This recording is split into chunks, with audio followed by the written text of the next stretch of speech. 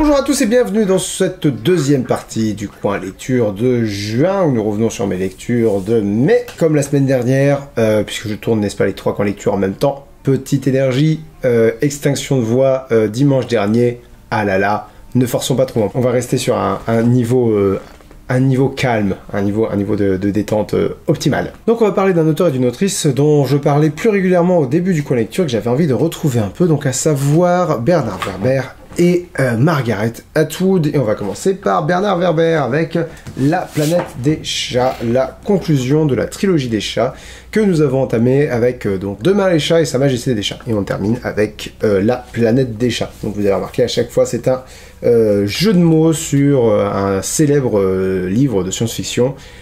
Sa Majesté des chats, c'est Sa Majesté des mouches. Demain les chats, je crois que c'est Demain les chiens. Et la planète des chats, évidemment, la planète des singes. Affronter des hordes de rats impitoyables, faire alliance avec de stupides humains, circuler sur un fil entre les buildings de New York, désamorcer une bombe atomique. Franchement, si j'avais su, parole de chat, je n'aurais pas traversé l'océan. Donc ça reprend à la fin voilà, ça reprend là où on était arrivé. Alors du coup, c'est pas évident. Je vais éviter de vous spoiler, je vais éviter de vous dire quel personnage il y a, parce que ça sous-entend quel personnage a survécu, quel personnage n'a pas survécu. Mais vous vous en doutez, Bastet, en tout cas, la protagoniste, a survécu jusqu'au tome 3. Ça, on est bien à ce niveau-là. Et à la fin de Sa Majesté des chats, le monde est plus ou moins envahi par les rats. Et c'est la merde. Là où on en était arrivé, Bastet se rend aux États-Unis. Sauf que aux États-Unis, il y a encore plus de rats et ils sont encore plus gros. Bref, le caca. Si vous avez regardé mes précédentes critiques, mes précédents retours en tout cas sur les deux premiers tomes, vous savez que ça n'a pas été un coup de cœur. J'ai trouvé que c'était très, j'ai envie de dire, léger. On sent que Bernard Werber il est en mode expérience de pensée. C'est pas la cohérence qui l'étouffe, quoi. Il est pas en mode chercher à écrire l'intrigue la plus carrée possible. Il est sur un mode duquel il est familier maintenant, c'est-à-dire, je vais vous raconter une histoire.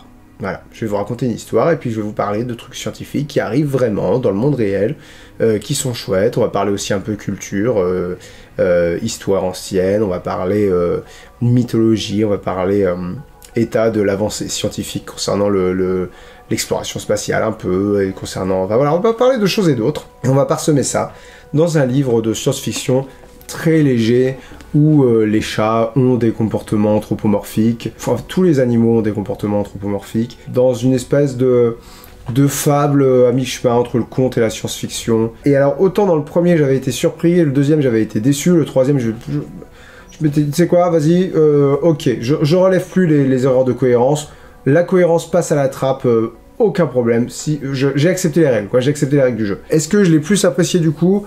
Disons que je l'ai moins pas apprécié, quoi. Je suis pas non plus tombé amoureux du livre, mais c'est vrai que du coup il y avait pas la déception, il y avait pas non mais là tu racontes n'importe quoi, là, vous voyez, il y avait pas ce côté, tu peux pas me dire ça, quoi, ce côté tu peux pas raconter n'importe quoi et attendre que je l'accepte.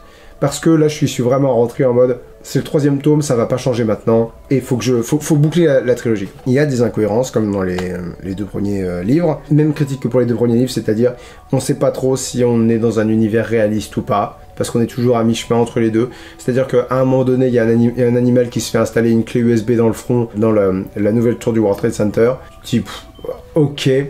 Et à un autre moment, les rats peuvent pas fabriquer de bombes parce que ils ont la recette de la poudre à canon, mais il leur manque une matière première. Et moi je suis là, attends, les rats c'est important les matières premières, par contre pour installer une clé USB dans le front d'un animal, ça tu peux le faire à peu près n'importe où.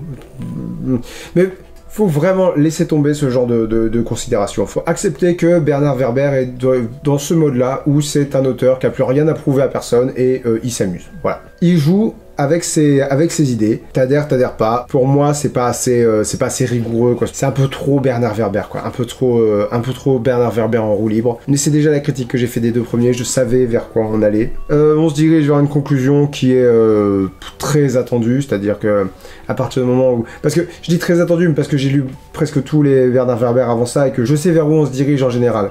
Je sais qu'est-ce qui va sauver l'humanité à chaque fois que Bernard Werber la met en danger. Je sais plus ou moins vers où on allait.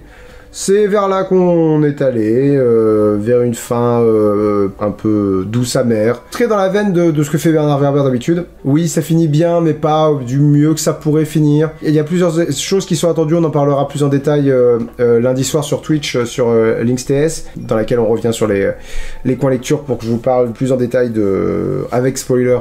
Des livres dont on parle ici. Il y a des points de scénario qui m'ont paru un peu évidents. Je peux pas dire que j'ai détesté non plus, ce serait pas juste. Je peux même pas dire que j'ai pas aimé, c'est vraiment juste... Il y a des très bons Bernard Werber et ce livre-là, enfin cette trilogie-là n'en est pas, d'après moi. Vraiment l'impression que c'est le genre de livre que Bernard Werber peut écrire dans son sommeil, quoi. Du coup, oui, c'est chouette. Mais voilà, c'est chouette. Il y a certains livres de Bernard Werber qui ont vraiment changé mon rapport à la littérature. Deux en particulier, Les Thanatonautes et Le Papillon des Étoiles. C'est deux livres qui m'ont marqué, quoi, vraiment marqué très fort, que je relirai peut-être pour vous en parler dans les coins lecture. Bernard Werber, pour moi, il y a vraiment deux vitesses.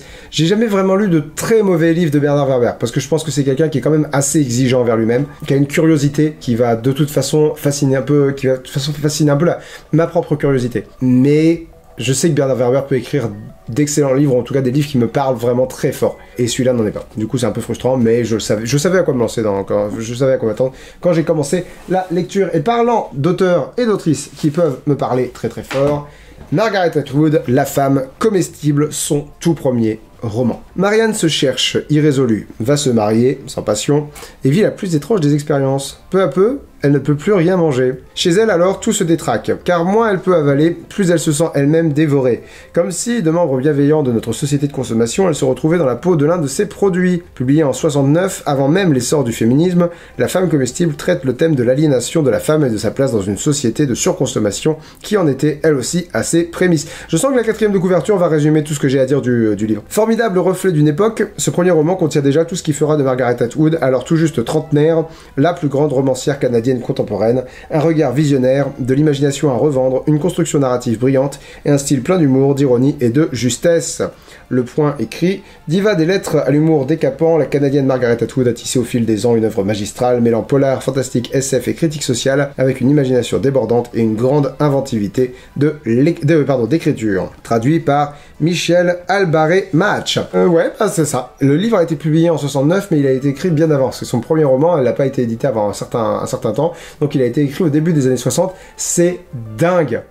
C'est dingue de voir que les deux thématiques qui sont abordées dans le livre, à savoir la société de consommation et le féminisme, sont deux thématiques qui, j'allais dire, qui n'ont pas vieilli. Si, mais peu, très peu. C'est-à-dire que, je vais pas dire qu'il aurait pu être écrit l'année dernière, mais quand même, c'est-à-dire que les seuls trucs qui font qu'il aurait pas pu être écrit l'année dernière, c'est par exemple, ça parle jamais d'internet, ça parle jamais de téléphone portable, ça parle jamais de trucs, tu sais, qui sont dans nos vies de tous les jours. Des fois, elle va parler d'un truc électronique ou d'un truc, voilà, d'un élément qui va faire, boum, qui va inscrire le livre dans sa temporalité. Mais au niveau des idées, il est moderne au point de faire peur, quoi. Après, c'est Margaret Atwood, elle est, la quatrième de couverture dit visionnaire, c'est dingue à quel point elle pressent les trucs. Et d'ailleurs, la Servante écarlate et Le Dernier Homme, qui sont mes deux romans préférés de Margaret Atwood, je pense, relèvent un peu aussi de cet aspect visionnaire de son œuvre, de sa capacité à observer la société et à en parler via des métaphores qui sont pas totalement tirées par les cheveux. Je dis métaphore, des projections, quoi, des projections dans ce que l'humanité pourrait faire de pire. La femme comestible, il y a cet aspect-là. Maintenant, le truc, c'est que tu sens que c'est encore un peu, je vais pas dire maladroit parce que c'est pas juste, tu sens que elle y va franco, quoi. C'est-à-dire que là, elle est pas dans le est-ce que vous allez comprendre de quoi je veux parler, elle est dans le non, la femme se fait manger. C'est-à-dire qu'elle laisse assez peu de place à l'interprétation. Elle te dit ce qu'il faut que tu comprennes, et tu l'aurais compris tout seul, hein, mais elle te le dit, quand même. Voilà, il y a... Et d'autres moments où elle t'explique pas, et là t'es complètement perdu parce que c'est Margaret Atwood et elle est infiniment plus cultivée qu'elle avait une trentaine d'années à l'époque. Elle avait à peu près mon âge. Elle a une culture de dingue. Je suis très admiratif de Margaret Atwood. Et comme souvent, son style, son humour font que tu t'accroches. C'est-à-dire que tu te sens pas dépassé par son intelligence et par...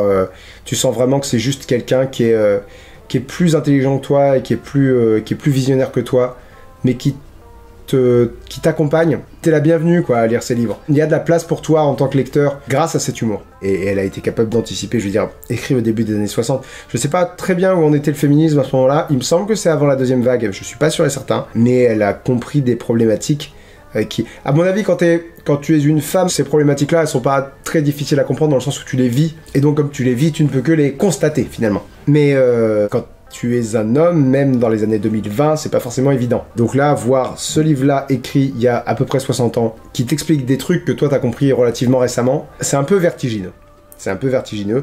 Et là, je parle uniquement du féminisme, mais en termes de société de consommation, pareil, il y a des trucs un peu démodés, genre elle va aller faire du porte-à-porte pour faire des enquêtes de satisfaction ou des sondages. Mais sans ça, on est sur... je veux dire, tu transcris, quoi. Tu te dis, aujourd'hui, ce serait pas du porte-à-porte, ce serait par téléphone, mais c'est des trucs qui existent encore. Un truc dont j'ai pas parlé, c'est la force des personnages. Elle a une coloc qui est imbuvable et qui est très bien écrite parce qu'en plus elle est imbuvable mais elle est drôle parce que elle veut avoir le contrôle parfait sur sa vie, c'est-à-dire que elle veut avoir un enfant parce que d'après elle une femme c'est fait pour avoir des enfants, mais elle veut pas de mari jusqu'à ce qu'elle apprenne que si l'enfant il a pas de père, il risque de devenir homosexuel. Ah non mon dieu, horreur, se dit-elle.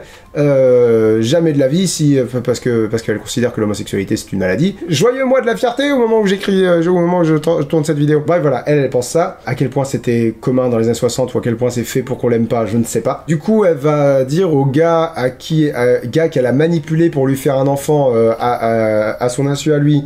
Elle va lui dire ah bah maintenant tu vas être père, faut que t'assumes. Le gars il est traumatisé comme pas permis, c'est à dire que il voulait pas coucher avec elle, il a fallu qu'elle le fasse boire pour ça. Elle est glauquissime cette coloc, mais c'est aussi un produit de l'époque et de la société quoi. C'est très intéressant de voir différents produits réagir différemment. L'homme qu'elle va épouser, la Marianne, c'est un gars qui se rend pas compte qu'il est nul à chier, qui au début du roman est en mode oh non, mon dernier pote va se marier, vraiment le mariage, quelle connerie, voilà. Et je sais plus quel événement fait que, d'une minute à l'autre, vraiment, il va se dire oh non, finalement, je vais me marier, tiens, toi, allez, vas-y, on se marie. Et Marianne se dit ah, bon, ok. Et il y a une déshumanisation qui est à la fois drôle et flippante. Et c'est une très bonne lecture, j'ai beaucoup aimé lire La femme comestible, je l'ai trouvé très chouette. Parmi les meilleurs Margaret Atwood que j'ai lu, j'ai envie de dire oui, j'essaie de me rappeler les Margaret Atwood que j'ai lus, là.